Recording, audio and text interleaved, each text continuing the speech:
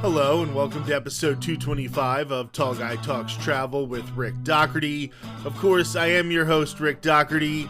Tomorrow is the day that Epic Universe officially opens to the public, even though it feels like it's been open for previews for almost 6 months now. On the show today, Maz and I will talk about two of the lands in this new park, the ones focused on Universal's classic monsters and How to Train Your Dragon. Do me a favor, like, comment, and subscribe over at the Tall Guy Talks Travel with Rick Doherty YouTube channel. Let's get things started right away. Thanks for being here, Maz. Thanks for having me. So we are now in this situation where you let your Walt Disney World annual pass expire and you are not going down to Orlando as much as you did in the past. And I have now moved to the Northeast of the United States and I'm not going to the theme parks every week. And that just happened to hit at the same time that Universal Orlando Resort opened Epic Universe. So since we are not getting to experience it firsthand, what we are going to do is go completely in depth on all of the lands, let people know what to expect, because while we're in this world of first culture and everybody rushes to get there, they wanted to be at the team member previews, the annual pass holder previews, media events. Most people are going to wait a little bit before experiencing this theme park. So I think there still is some value in just going over everything there is to offer. Today, we are going to talk about the How to Train Your Dragon land, and then we're going to talk about Dark Universe as well. So, first of all, with How to Train Your Dragon, this is the Isle of Berk. It says, explore How to Train Your Dragon, Isle of Berk, and discover an island where Vikings and fire-breathing dragons exist together in harmony. So this is a movie franchise that I have not seen yet. However, I still think it makes a tremendous amount of sense because it's dragons, right? There was going Who to doesn't be love dragon? Right, there was going to be Beastly Kingdom at Disney's Animal Kingdom. Like, there's no way this can go wrong. But why don't you talk about the series of movies themselves and as an IP, if you think this is definitely going to be a strong enough IP to carry a land? So I think this is going to be, incredibly successful. I don't see this going any other way than like being a huge hit. Mostly because, the franchise itself is so much fun. The stories it tells, it's about, a boy Hiccup who kind of a misfit. He's, still trying to find his place in this Viking world. And he befriends Toothless, who's a dragon, and they're not supposed to be friends. And it's just this, it's a great story about, friendship and, you know, two totally different, Vikings and dragons coming together. And um, it's a great series. It's great for kids. It's great for adults. I have seen it as an adult, and I think that they still hold a lot of power, a lot of fun, and I think that it allows for a really rich land um, with really. I think there are opportunities for really incredible theming and incredible experiences that I'm sure we'll get more into um, based on this. And I personally, it's the land I'm most excited for because who would not want to meet a dragon? So I like that you say that because even though I haven't seen these movies, I know that, for example, I never saw the Harry Potter movies. And when I went to Diagon Alley the first time, I was blown away by it. Hogsmeade, blown away by it. I was not a huge Star Wars fan when Galaxy's Edge opened. I had seen the movies, but now I became a much bigger Star Wars fan because of the theme park lands. And I think this is going to be one of those where once I see this, I'm going to want to check out the movies. I might even check out the movies before I go. And when you're dealing with something like dragons, or you're dealing with something that is it should have been dinosaurs, Disney. You blew that one. Oh my. Dinosaurs, dragons, these are things that kids love, and you can carry a love of them into your adulthood. So I do think this is going to be a land that really works. We're going to talk about the attractions first. There's Dragon Racers Rally. Burke's new Vikings can practice aerobatic maneuvers and high-speed barrel rolls on a towering Viking-made dragon riding trainer in hopes of becoming champion dragon racers. So this is a minimum height of 48 inches. And what do you think about this one? This looks like it could be a moderate thrill. Yes, I personally am very excited for it. I think it's going to, I think if you like that kind of swooping feeling in your stomach on rides, you're going to love this one because I feel like it's going to give you that just about every second that you're on that ride. We have Fire Drill. This is a kid-friendly water ride. In Fire Drill, Viking twins Rough Nut and Tough Nut have transformed Burke's Fire School into a watery, interactive boat battle at sea where teams of Vikings compete to out-soak each other. One of the things about Epic Universe that I am loving in the initial rollout here is how much water is being incorporated. When you look down I-4 and you see how the rivers of America are going to disappear at Magic Kingdom, Walt Disney World getting rid of water features pretty consistently. Epic Universe has a lot of water happening. And I think that is a really, really good idea to have a nice water ride for the kids. Universal does those well. They do not mind letting the kids get soaked on a random Tuesday afternoon. And I think this ride is another really good addition. It also looks like this ride will have an interactive element where you can shoot targets, but then people can also try to get you with the water. So yeah, definitely a high potential to get soaking wet on this. Hiccup's Wing Gliders. This is a roller coaster with thrills, a minimum height of 40 inches. Climb aboard Hiccup's Wing Gliders and get ready to fly like a dragon. The winged contraption sends brave Vikings swooping and soaring, offering a dragon's eye view of the Isle of Burke. I think a lot of people are also looking forward to this one. It is going to have a single rider line, Maz. Huge. Love that. That is definitely a big deal when you want to ride a roller coaster 31 times in the same day. Who does that? Great addition. I mean, this is probably the ride that is going to be going down the most because I think there's a lot of outdoor elements to it. It is actually down now. But I think this is the one that the most people are excited to experience. Yeah, this one looks really cool. It's definitely the one that I'm most excited for. I'm kind of surprised about the 40 inches. I feel like I for a know. lot of the Universal roller coasters, like you can't be too big, but you also can't be too small. Like Universal has a small window a lot of the time, but 40 inches is not bad. No, and I think that's great because obviously this is the land that I think a lot of kids will gravitate to. So I think it's great that they obviously had that in mind when they signed this.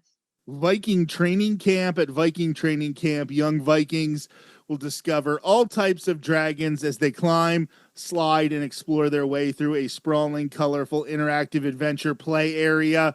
Theme parks need more of these.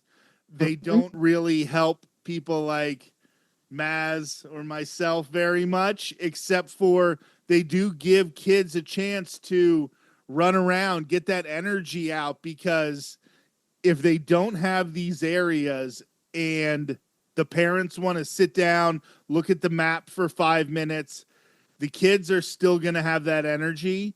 These places are perfect. And with this land being a very child friendly land, I think it's important that you have some of these areas. Yes. And it looks very cool. Like it looks like they really put a lot of effort into designing it. And I think sometimes these areas can get kind of just like, yeah, we put a splash pad on the ground and, there's some astroturf. Have fun, kids. And I like that this is really, it seems like a fun, interactive place for kids to play. And then this land is going to have 3 quick service dining locations. I think that fits into the theme that this is more of a kid friendly land, that they're going with the quick service. We have Hooligans, Grog, and Gruel. And there is a non alcoholic ginger beer and lemon sorbet that I think is going to be something that is going to be their attempt at like a butter beer. Yeah. I mean, it sounds good. Sounds refreshing. I mean, mac and cheese cones, loaded baked potatoes. There's definitely going to be stuff to get there, but I think that drink is going to be the one that they're going to try to have the next new big thing. And ginger beer is kind of an underappreciated beverage. Like you can do a lot with it, and people don't do it often. Then there are some meat fish sandwiches at Mead Hall, and Spitfire Grill is maybe some, I don't know. This looks like it might be something like trying to be a Satuli canteen. That's what I was going to say. It seems like it's their attempt to be a little more upscale quick service, which I love that. I mean, you know how much we love Satuli. So giving us something that's similar to that would be great. And Universal food is interesting.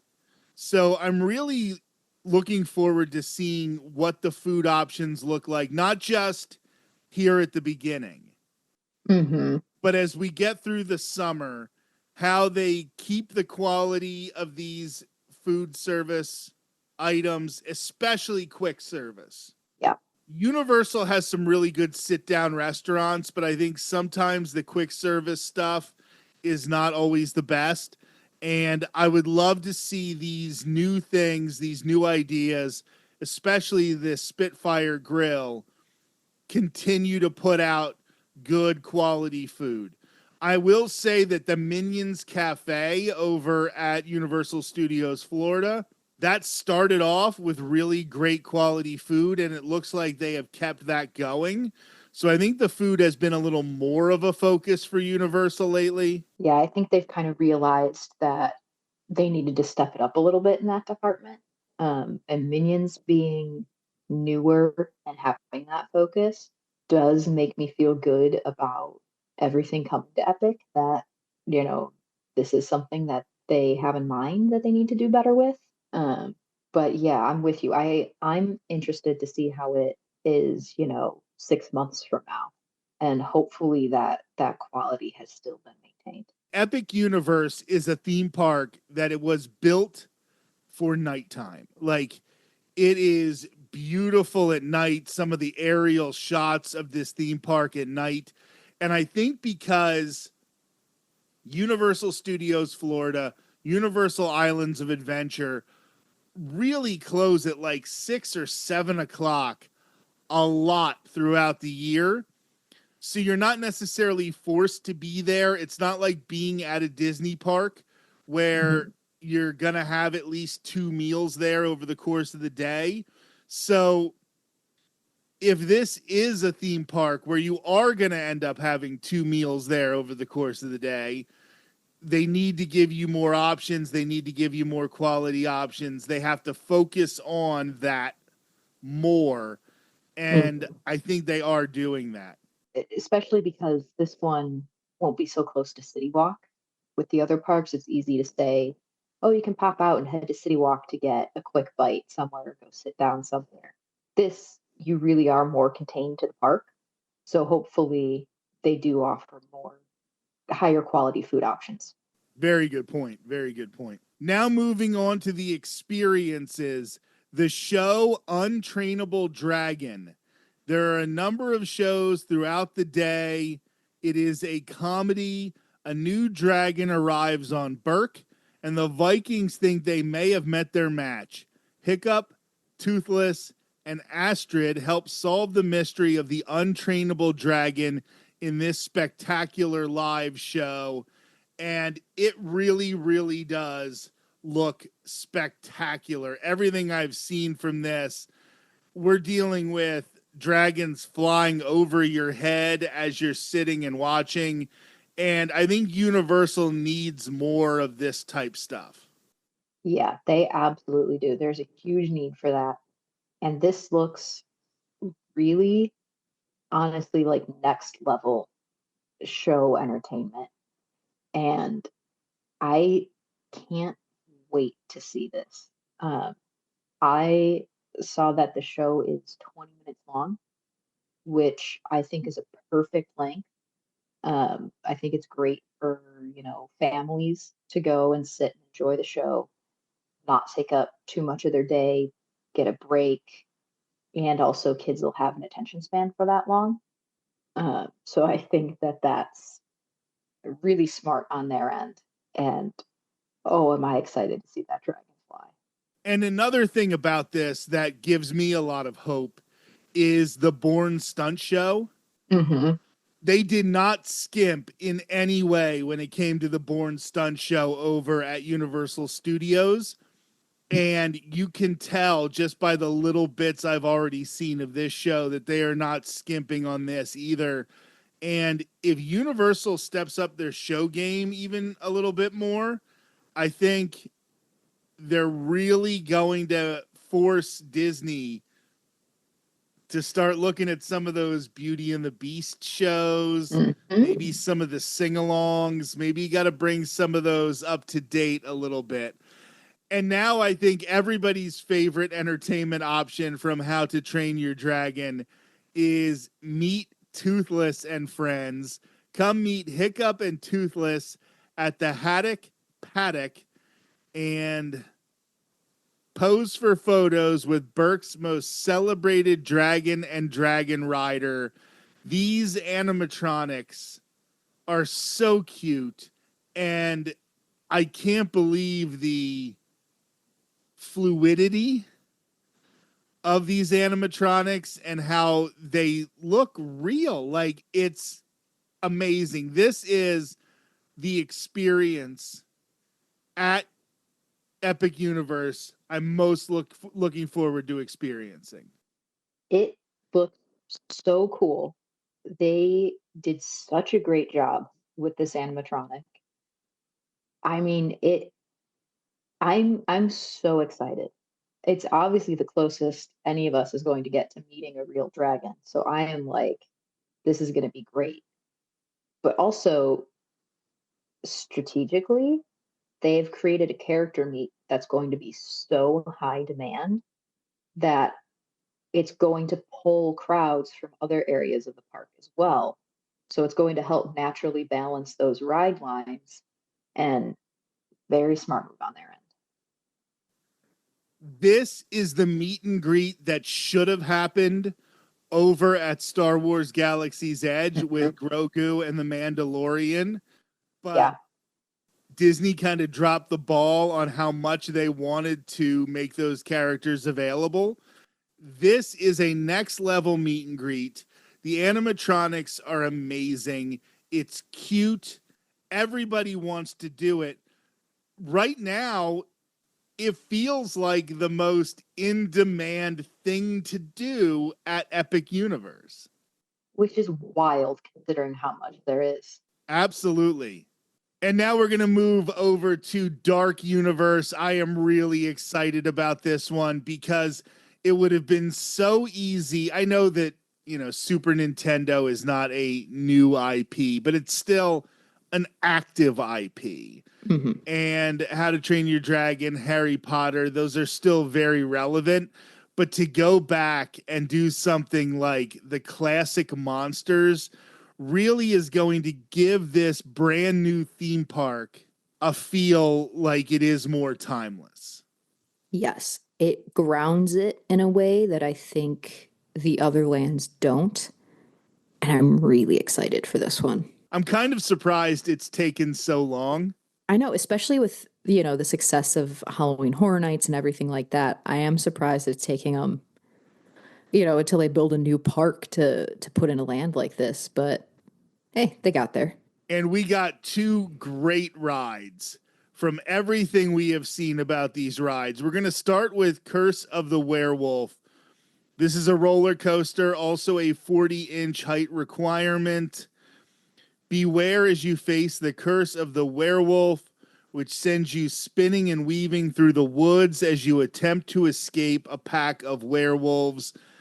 This is the one that is on a more traditional track. And Yes. I don't know, this just seems like the perfect setup, the perfect scenario for a roller coaster. Yeah, I mean, how do you get a better story than, you're being chased by a pack of werewolves and now you're off on this rollicking coaster adventure? And it's cool because the cars turn. So, at some point you'll be going forward, maybe you'll spin backwards, maybe you'll be on your side. It might be a little similar to how Guardians is. I don't know if they're free spinning or if they turn at certain moments. But in any event, it seems like you'll get a little bit of that thrill in this one. But the ride that is just blowing everybody's mind now is Monsters Unchained, the Frankenstein experiment. This is a 48-inch height requirement. So we were talking about that earlier. Some of these other rides, it seems like they're accommodating a little younger, but this one they are not. In Monsters Unchained, the Frankenstein experiment, Dr. Victoria Frankenstein's demonstration goes awry when Dracula leads a revolt of angry monsters attempting to escape the catacombs. And this ride just has everything. It is an interesting ride vehicle. It's, I think, some sort of trackless ride. Am I right? It's similar to Forbidden Journey, where you're like on that arm thing and, sitting kind of suspended like that. But I've seen people describe it as Forbidden Journey Plus, where it's that similar system, but a whole lot smoother. Wow. And just the graphics or the different visuals that you get on this ride, I'm even sort of at a loss for words. But from what I've seen, this is going to be possibly of the rides, the one that is the most popular on a daily basis. I think so. And also, the animatronics seem incredible as well. So I do think that this is one of those rides that kind of has it all. It's got the thrills, it's got great scenes and graphics and story and animatronics, and it's set in an era that people love the monsters stories. And yeah, I think it's going to be very high demand. And now we're going to move on to the food in this land. And we're dealing with more quick service locations here. Das Steakhouse. At Das Steakhouse, you can enjoy a meal surrounded by vampire artwork and artifacts. Just don't venture down to the catacombs below, or you might find yourself on a vampire's menu. This looks incredibly well themed, almost like one of the restaurants maybe in Hogsmeade, Mm-hmm. where, yes, it's a quick service location, but they are still theming it almost at the level of a table service restaurant. That's what it seems like. And, all the pictures I've seen of the food so far make it look like it's really fresh, good meals that is something, comparable to something that you could get at a table service. So I'm very excited about that. Delansys Cottage. This one looks a little more simplistic. This is just like the definition of a quick service location. Mm-hmm. Delansys Cottage is where you'll enjoy snacks and treats, much like Frankenstein's monster received here generations ago. Just something, pick up something quick on the go. Yep, good standard park fare. Now, the one that is blowing everybody's mind, not necessarily because of the food, but because of the visuals, and that's the Burning Blade Tavern. Anytime I talk to one of my normie friends about Epic Universe, like if they're not theme park people, I say, no, you don't understand. It's a windmill, and the windmill's blades are on fire. Like, this is the type of theming that they are going for here. And Yep. I just can't wait to see this in person. I know. I think it's going to look incredible. And I don't know. I feel like this land as a whole looks so well themed, and it's impressive to me because I mean, we all know I'm not the biggest horror fan amongst us. And even I'm sitting here like, I can't wait. I can't wait to see this land. I can't wait to see this windmill that's on fire. It's going to look incredible. I'm so excited.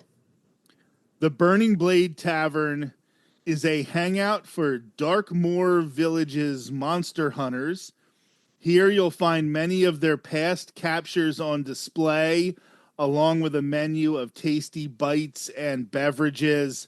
I just couldn't believe they went there with this one. That's a detail. I'm just going to say it. If Disney did it, they would keep it going for like 2 weeks. And then it Yeti would become 2.0. like Disco Yeti, you know? Uh-huh. Yeah, I hope this makes it because it looks like a really cool effect. It looks amazing whenever they fire it up. And when we talk about Epic Universe being a park that does look like it's built more to be open at night than the other Hmm. two theme parks at Universal Orlando Resort, this is an experience that I'm going to want to have at night, where I'm going to want to see this burning windmill at 8:30. And Yep. you don't often think, boy, I want to be at this quick service location when I only have a few more minutes left in the park. But they've done that with this, and I think that's probably going to help disperse the crowds. They have done a lot of things that I think are very good on the crowd management side. It definitely seems like it. It seems like they definitely had that in mind when they were planning all of this out. I'm excited to see, especially long term, how effective it is. And then the Dark Universe character meet and greet. Meet some of Darkmoor Village's unique residents, including Frankenstein's monster and his bride, Igor, the Invisible Man, and so much more. Appearance of characters listed is subject to change without notice, and not all characters listed are guaranteed to appear at the same time or on the same day. Got to keep that in mind. But meeting some of these classic monsters, it's going to be awesome because I'm still almost surprised that they are taking advantage of these old IP. And I just think it was the perfect idea, and they very easily could have skipped it. They could have done Lord of the Rings. They could have done Legend of Zelda. They could have done so many of these other intellectual properties that they've been discussing, SpongeBob SquarePants, all of those things. But they went back and they're going to let you meet Frankenstein's monster. Like, that's amazing. It's incredible. And it really speaks to them knowing their audience. And it really does feel like it which is silly because obviously, their business, but it feels like Universal's being like, hey, this one's for you. You guys are fans of this stuff. You stick around. You've been fans of this for so long. We're giving you this land because we know you're going to love it and not just because it makes business sense. And that's fun. It's fun to feel like, again, they're a business at the end of the day, but it's fun to feel like they care about what their audience is interested in. And they knocked it out of the park. It looks so good. When we talk about theme parks, a lot of times it has that Christmas vibe where things that are relatively new feel like they've been around forever because, when Maz was a kid, Splash Mountain was always there. So it just felt like Splash Mountain was always there. So when it changed to Tiana's Bayou Adventure, that was something for a lot of people your age. That was a huge change. For me, I was going to the parks before Splash Mountain, so it didn't feel like that big of a part of the theme parks. Why I bring that up is because this is taking something in a brand new theme park and making it feel like it's always been there. Like, I have a feeling when you walk into this land, it's going to feel so familiar because the characters are so familiar. And you were talking about, well, I'm not the biggest horror fan. I'm not either. It's not about being a horror fan. Everybody knows these characters. That's why it's going to be so effective. They're probably the only characters that Universal has that can stand up to like Snow White, Mickey Mouse. Like, these characters have been in the zeitgeist for longer than a lot of the Disney characters. So this is a big step in the right direction, and I am super excited to see it, even though we're not horror people. I can only imagine how cool it's going to be walking into this land for the first time.